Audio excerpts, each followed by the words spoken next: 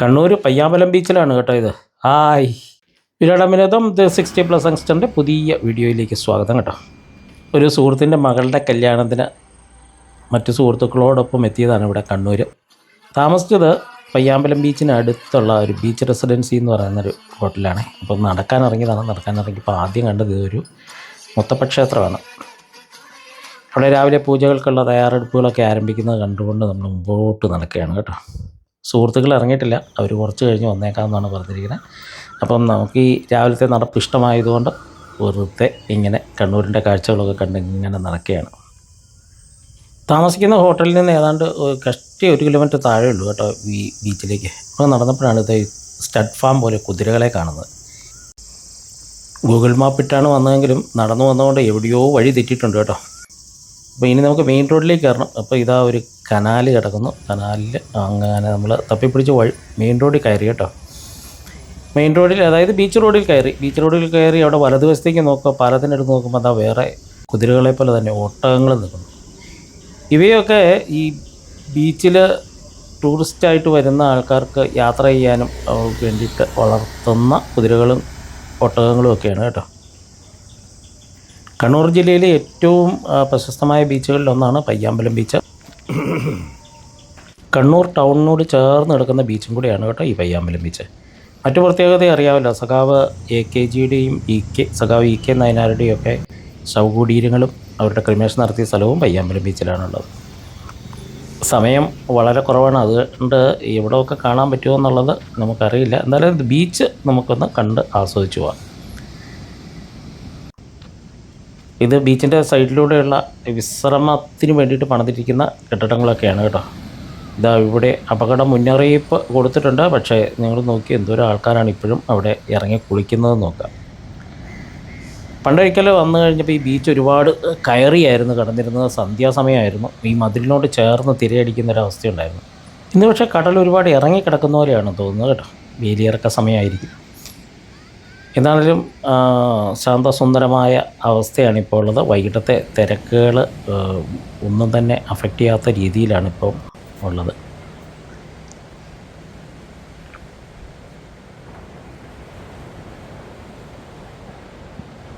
കടലിൻ്റെ ഇരമ്പൽ കേട്ട് കടലിൻ്റെ സംഗീതമൊക്കെ ആസ്വദിച്ച് നടക്കുക എന്ന് പറഞ്ഞാൽ വളരെ രസകരമായ ഒരു അനുഭൂതി തന്നെയാണ്. ഇതിനോടൊപ്പം ഈ കടലിൽ കുളിക്കുന്ന ആൾക്കാരുടെ ആരോഗ്യവും കൂടി ഒന്ന് ശ്രദ്ധിച്ചു നോക്കി.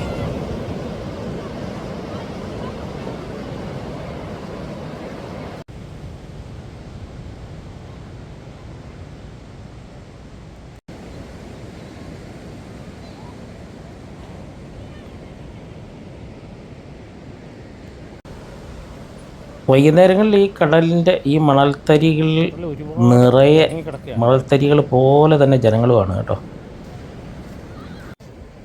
നോക്കി, ഞണ്ടുകൾ കുഴിച്ചിട്ടിരിക്കുന്ന മണൽ നോക്കുക.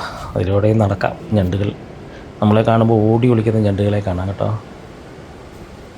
കടൽ ഒരുപാട് ഇറങ്ങിയാണ് കിടക്കുന്നത്. അപ്പോൾ അതുകൊണ്ട് തന്നെ നമുക്ക് പരന്ന നല്ല പ്രദേശത്തു കൂടി നടക്കാനായിട്ട് നമുക്ക് സാധിക്കുന്നുണ്ട്.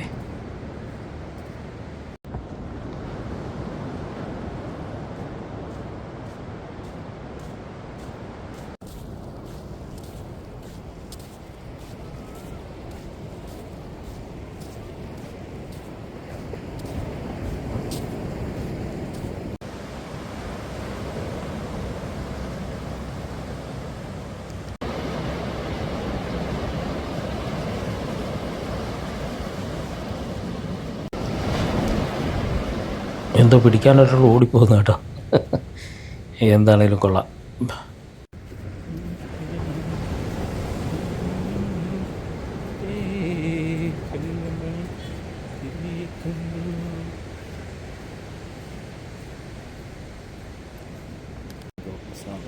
ഒരു നായ ഓടിപ്പോകുന്നുണ്ട് കേട്ടോ. എന്തോ പ്രശ്നമുണ്ട്. ആനോട് വന്ന് നിന്നു. ഇവിടെ എന്തോ ഒരു ചെറിയ കശപിശ സോൾവ് ചെയ്യാനായിട്ട് ആശം വന്നായിരുന്നെന്നാണ് തോന്നുന്നത്. ഇവിടെ നായകളൊന്നും ആക്രമിക്കുന്നതായിട്ട് കണ്ടില്ല കേട്ടോ. പുള്ളി അവിടെ ഇരുന്ന് കേട്ടോ. ഇതിൽ വരുമ്പോൾ ഈ ഇതിൻ്റെ റോഡിൻ്റെ താഴെ വരെ ഇവിടെ വെള്ളം കയറിയിട്ടായിരുന്നു കേട്ടോ.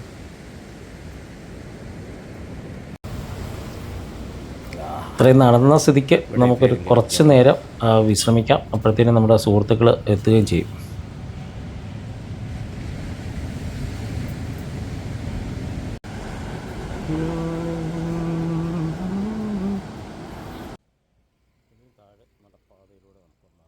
നമുക്ക് നടപ്പാതയിലെ ഒന്ന് നടന്നു പോകാം കേട്ടോ. പല രസകരമായ പേരുകളുള്ള റെസ്റ്റോറൻറ്റുകളൊക്കെ ഇവിടെയുണ്ട്. അപ്പോൾ അതുമൊക്കെ ഒന്ന് കണ്ട് വരാം. അപ്പോഴത്തേക്കേ നമ്മുടെ സുഹൃത്തുക്കൾ വരുള്ളൂ എന്ന് തോന്നുന്നു.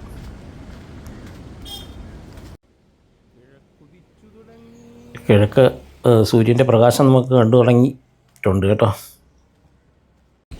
സ്മോക്കി ബർഗർ ഇതൊക്കെ രാത്രിയിലേ തുറക്കുള്ളൂ. തൊട്ടപ്പുറത്തൊരു പള്ളിയുണ്ട്. ആ പള്ളിയുടെ ഈ ഇടയിലൂടെ മുകളിലൂടെ നമുക്ക് ഇത് കാണാനായിട്ട് സാധിക്കും. രാവിലെ നടക്കാൻ വന്നവരാന്ന് തോന്നുന്നു ഇവിടെ ഇരുന്ന് വിശ്രമിക്കുന്നു.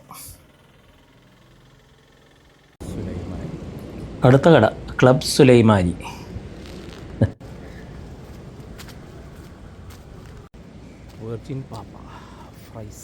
അടുത്തത് വെർജിൻ പാപ്പ. കൊള്ളാം. കൊച്ചിയിലൊന്നും കാണാത്ത പോലെയുള്ള പേരുകൾ. ഫീൽ ലബാൽ അടുത്ത ഷോപ്പ്. കോസ്റ്റിയ ചായ മക്കാനി. ഒരു പയ്യൻ എക്സസൈസ് ചെയ്യുന്നു. ഗുരുവായിട്ട് അച്ഛനും കൂടെ ഉണ്ടെന്നാണ് തോന്നുന്നത്.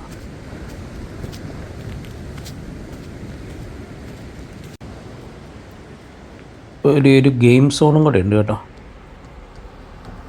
ഇതെല്ലാം വൈകുന്നേരങ്ങളിൽ അല്ലെങ്കിൽ ഉച്ചയ്ക്ക് ശേഷം തുറക്കുന്ന സ്ഥാപനങ്ങളാണ്. ഈ ഗെയിം സോണിനിടയിലൂടെ സൂര്യനെ കാണാനായിട്ട് എന്ത് ഭംഗിയാന്ന് നോക്കി. അവിടെ ജയൻറ്റ് വീലുണ്ട്, മറ്റ് പല സാധനങ്ങളും അവിടെയുണ്ട്. എൻ്റർടൈൻമെൻറ്റ് ഏരിയ കൊള്ളാമല്ലേ. അങ്ങനെ സൂര്യപ്രകാശമൊക്കെ വീണു തുടങ്ങി.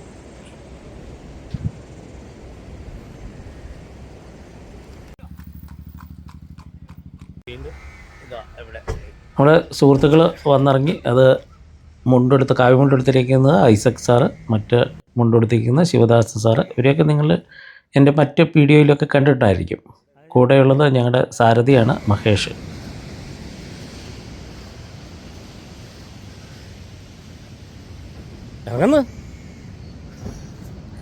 ഇറങ്ങാനൊരു മടി.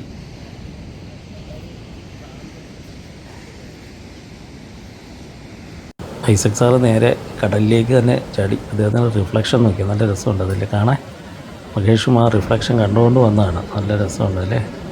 മറ്റ് കാഴ്ചകൾക്ക് പോകാൻ സമയക്കുറവുണ്ടേ. 9 മണിക്ക് ആന്തൂർ എത്തേണ്ടതാണ്. അപ്പോൾ കണ്ണൂർ പയ്യാമ്പലം ബീച്ചിൻ്റെ കാഴ്ചകൾ നമ്മൾ ഇവിടെ അവസാനിപ്പിക്കുകയാണ്. ഈ വീഡിയോ നിങ്ങൾക്ക് ഇഷ്ടപ്പെട്ടു കാണുമെന്ന് കരുതുന്നു. ഇഷ്ടപ്പെട്ടാൽ തീർച്ചയായും ലൈക്ക് ചെയ്യുക, കമൻറ്റ് ചെയ്യുക, ഷെയർ ചെയ്യുക. അതുപോലെ ഈ വീഡിയോ ഈ ചാനൽ നിങ്ങൾ ആദ്യമായിട്ടാണ് കാണുന്നത്, തീർച്ചയായും ഒന്ന് സബ്സ്ക്രൈബ് ചെയ്യുക. അപ്പോൾ വീണ്ടും അടുത്ത വീഡിയോയും അടുത്ത കാഴ്ചകളുമായിട്ട് വരുന്നവരെ എല്ലാവർക്കും ബായ്.